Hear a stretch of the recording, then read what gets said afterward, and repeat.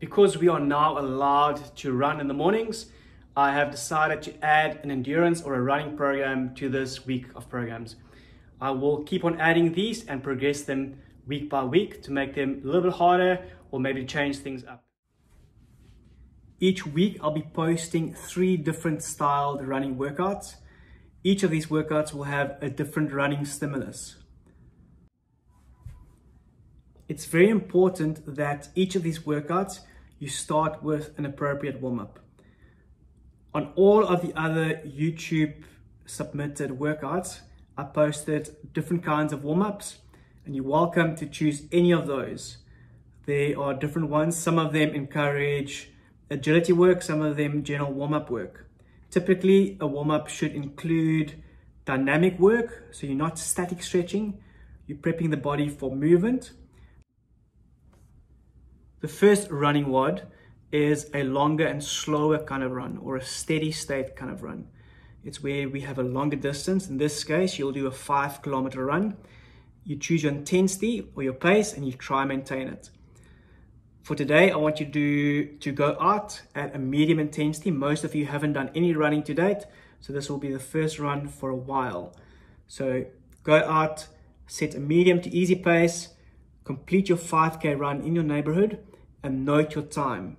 In future, you will repeat 5-kilometer runs, and every single time, our aim will be to try and improve on your previous score.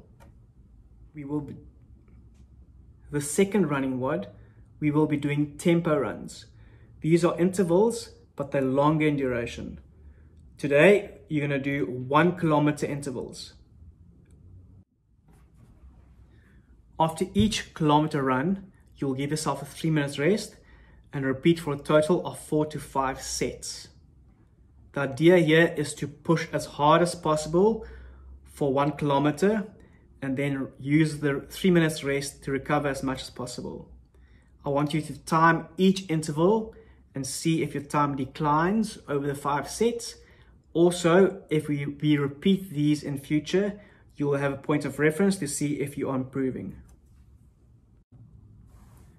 For the first part, you'll set your timer to go off every 3 minutes.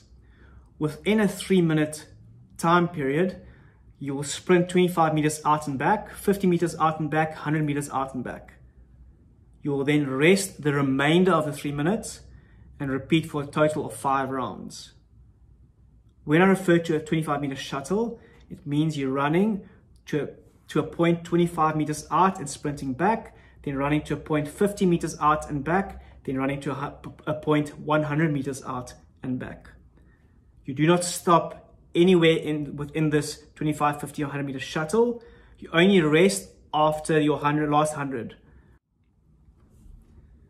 During the second part of today's program, you are setting your timer to go off every minute for 5 minutes, so a total of 5 rounds. Within that minute, you will sprint 100 meters as hard and fast as you can go, rest the remainder of the minute, sprint another 100 meters, rest the remainder of the minute, and you'll repeat a total of 5 rounds. For the last part of today's workout, you will be doing 400-meter sprint repeats. Once again, set your timer for 3 minutes and you'll repeat 8 rounds. So sprint 400 meters, rest the remainder of 3 minutes. Sprint 400 meters, rest the remainder of 3 minutes, and complete for a total of 8 rounds. Write down your time after each run. We will repeat this sometime in the near future, and we want to see if you can improve. A quick chat about stretching before and after exercise.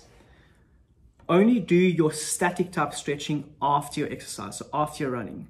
What static stretching does, it elongates the muscle to make it longer, and it signals the muscle to relax. So you do not want to do this before exercise, as this will decrease your ability to perform. So before exercise, always dynamic stretching, so movement based like leg swings and squats and squat jumps. And after exercise, static stretching like hamstring stretching and quad stretching and back stretching. So before exercise, dynamic. After exercise, static. Let's put this program together.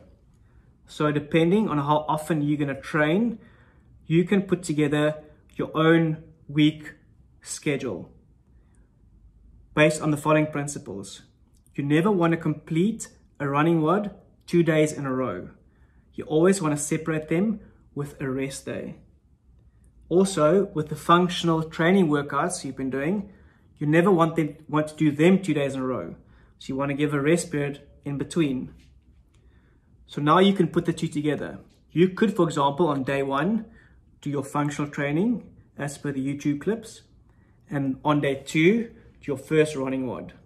Day 3, you can have a functional training day. Day 4, a running WOD. Day 5, another functional training day. And day 6, a running WOD. It does not have to be that frequent. You could have 2 functional training days and 2 running WODs, whichever you are capable of doing. Doing something is always better than doing nothing.